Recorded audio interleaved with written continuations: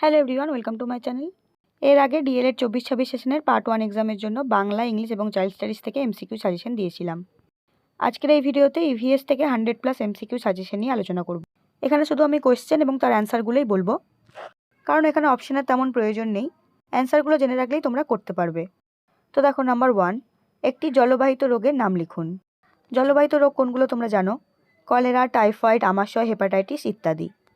Number 2, একটি বায়ুবাহিত রোগের নাম লিখুন। যক্ষা, সর্দি কাশি, ইনফ্লুয়েঞ্জা, হাম, বসন্ত, ডিপথেরিয়া ইত্যাদি। এবং কয়েকটি পতঙ্গবাহিত রোগ হলো ম্যালেরিয়া, ফাইলেরিয়া, কালাজ্বর, ডেঙ্গু ইত্যাদি। এগুলো খুবই সোজা কোয়েশ্চেন, আশা করছি সবাই পারবে। এরপর দেখো নাম্বার 4, প্রকৃতির বৃক্ষ বলা হয় জলাভূমিকে। নাম্বার 5, আধুনিক মনোবিদগণ নির্মিতিবাদকে ভাগ করেছেন 2 ভাগে। নাম্বার 6, আচার্য সি.ভি. রমনকে কত সালে নোবেল পুরস্কার দেওয়া হয়েছিল? 1930 খ্রিস্টাব্দে। নাম্বার 7, বটকিন হলেন একজন ড্যাশ বিজ্ঞানী, পরিবেশ বিজ্ঞানী। নাম্বার 8, বিশ্ব স্বাস্থ্য দিবস পালিত হয় 7ই এপ্রিল। নাম্বার 9, গঙ্গার একটি শাখা নদী হল পদ্মা। নাম্বার 10, কার্যের এসআই একক হল জুল। নাম্বার 11, ডোকরা শিল্পে যে ধাতু ব্যবহার করা হয় তা হল পিতল। নাম্বার 12, শরীরে জ্বালানি হল খাদ্য। নাম্বার 13, বায়ুর চাপ মাপার যন্ত্রের নাম ব্যারোমিটার। নাম্বার 14, বায়ুর আর্দ্রতা মাপার যন্ত্রের নাম হাইগ্রোমিটার। নাম্বার 15, বায়ুর গতিবেগ মাপার যন্ত্রের নাম অ্যানিমোমিটার। নাম্বার 16, পৃথিবীর অনুসুর অবস্থানের তারিখ হল 3রা জানুয়ারি। নাম্বার 17, পৃথিবীর অপসুর অবস্থানের তারিখ হল 4ঠা জুলাই। পপুলেশন শব্দটি এসেছে পপুলাস শব্দ থেকে। 19, পরিবেশবিদ্যার রেফারেন্স বই কোথায় রাখা উচিত? গ্রন্থাগারে। 20, পারদের স্ফুটনাঙ্ক হল 357°C। 21, পারদের হিমাঙ্ক হল -39°C। 22, আঞ্চলিক ভূগোল শিক্ষণ সবথেকে উপযুক্ত কোন স্তরে? প্রাথমিক স্তরে। 23, ব্ল্যাকবোর্ড কোন ধরনের শিক্ষা উপকরণ? এটা হবে দৃশ্য উপকরণ। 24, ছৌ নাচের জন্য প্রসিদ্ধ কোন জেলা?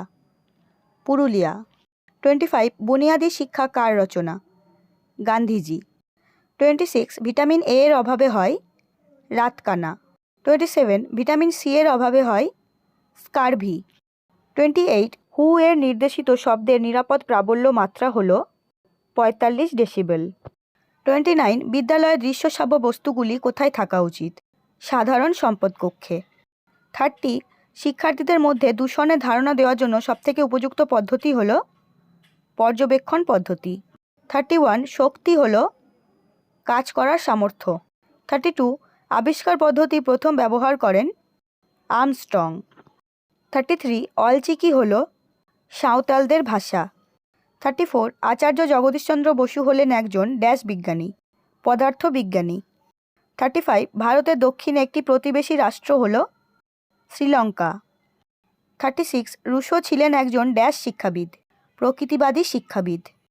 37, সক্রিয় গবেষণা শিক্ষাক্ষেত্রে কবে প্রয়োগ করা হয়? 1926 খ্রিস্টাব্দে। 38, সক্রিয় গবেষণা প্রথম কোন ক্ষেত্রে ব্যবহৃত হয়? শিল্পক্ষেত্রে। গল্প বলা পদ্ধতি সবথেকে বেশি প্রযোজ্য কোন স্তরে? প্রাথমিক স্তরে। 40, গঙ্গার একটি উপনদী হল যমুনা। 41, পৃথিবীর ফুসফুস বলা হয় অরণ্যকে। 42, এইচআইভি হলো এক প্রকার ভাইরাস। 43, সিলিকোসিস রোগের কারণ হল সিলিকা। কিলপ্যাট্রিক হলেন প্রকল্প পদ্ধতির উদ্ভাবক। 55, মিনামাটা রোগের কারণ হল পারদ। 56, কয়লার মূল উপাদান কার্বন। 47, ভারতের রানীগঞ্জে ঝরিয়া অঞ্চলে আছে কয়লা খনি।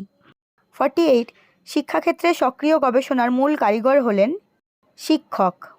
49, একটি প্রাকৃতিক গ্রিনহাউস গ্যাস হল নাইট্রাস অক্সাইড। 50, প্রকল্প পদ্ধতির জনক হলেন জন ডিউই। 51, ভূমিকম্পের তীব্রতা মাপার স্কেলের নাম হল রিক্টার স্কেল। 52, মূল্যায়ন ত্রিভুজের কথা বলেন বেঞ্জামিন ব্লুম। 53, প্রকল্প পদ্ধতির প্রথম স্তর হল উদ্দেশ্য নির্ধারণ। 54 পারদর্শিতার অভিজ্ঞার সর্বশেষ পদক্ষেপ হল ফলাফলের বিবৃতকরণ। 55 পরিবেশ শিক্ষার প্রধান লক্ষ্য কয়টি? 3টি। 56 সাধারণত কোন শ্রেণীর জন্য গল্প বলা পদ্ধতি সবথেকে উপযুক্ত? প্রথম ও দ্বিতীয় শ্রেণীর। 57 শূন্য মাধ্যমে আলোর গতিবেগ হল 3 × 10⁻10 সেন্টিমিটার/সেকেন্ড। বন সংরক্ষণ আইন কবে প্রণয়ন হয়? 1980 সালে। 59 NCFTE এর পুরো নাম হল national curriculum framework for teacher education. আর যদি বলে শুধু NCF এর পুরো নাম তাহলে হবে ন্যাশনাল কারিকুলাম ফ্রেমওয়ার্ক। 60 নর্মদা বাঁচাও আন্দোলনের নেত্রী হলেন মেধা পাটেকর। 61 পানীয় জলে আর্সেনিকের অনুমোদিত সহনশীলতার মাত্রা হল 0.01 মিলিগ্রাম/লিটার। 62 পশ্চিমবঙ্গের কোন জেলাকে খনিজ ভাণ্ডার বলা হয়?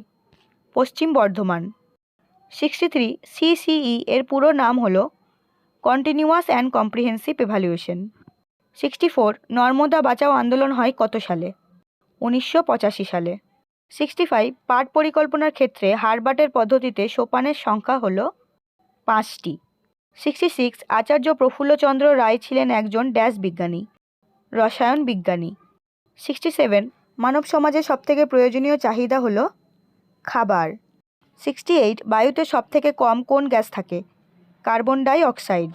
69 বায়ুতে নাইট্রোজেন ও অক্সিজেনের অনুপাত হল 5:1। 70 পিকচার চার্ট কোন ধরনের শিক্ষা উপকরণ? দৃশ্য উপকরণ।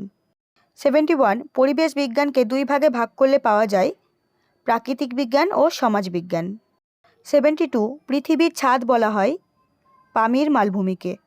73 শরীরে আয়োডিনের অভাবে হয় গলগণ্ড। 74 গম্ভীরা দেখা যায় কোন জেলায়? মালদা জেলায়। 75 বালিয়াড়ি দেখা যায় কোথায়? মরুভূমিতে।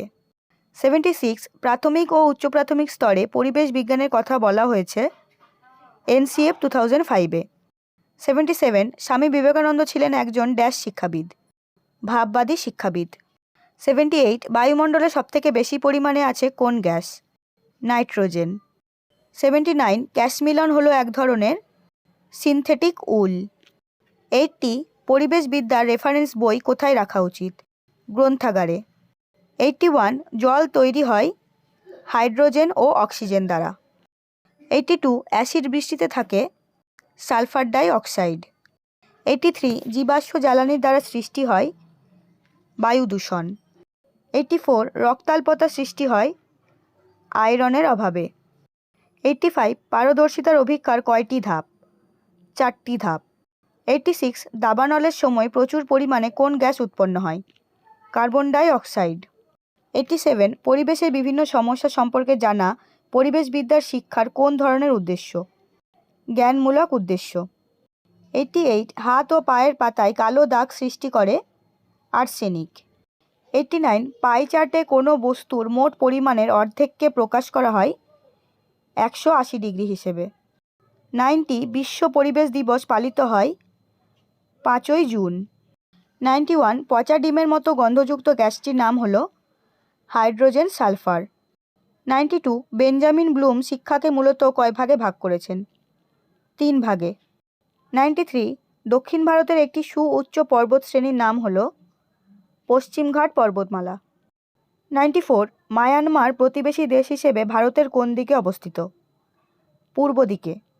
95 তাপ শক্তি পরিমাপ করা হয় কিসের সাহায্যে? ক্যালোরিমিটারের সাহায্যে। 96 পৃথিবীতে শক্তির মূল উৎস হল সূর্য। 97 পৃথিবীর প্রধান জীবাশ্ম জ্বালানি হল কয়লা। 98 বায়ুমণ্ডলে গ্রিনহাউস গ্যাস বৃদ্ধির প্রত্যক্ষ ফলাফল কী? বায়ুর তাপমাত্রা বেড়ে যাওয়া। 99 একটি নাইট্রোজেন স্থিতিকারী জীবাণু হল রাইজোবিয়াম। এবং লাস্ট কোয়েশ্চেন 100 পাঠ্যক্রমের বিষয়বস্তু বিন্যাসের নীতি হল, এটা হবে উপরের সবগুলি ঠিক। তো এই ছিল তোমাদের ফাইনাল এক্সামের জন্য EVS-এর MCQ সাজেশন।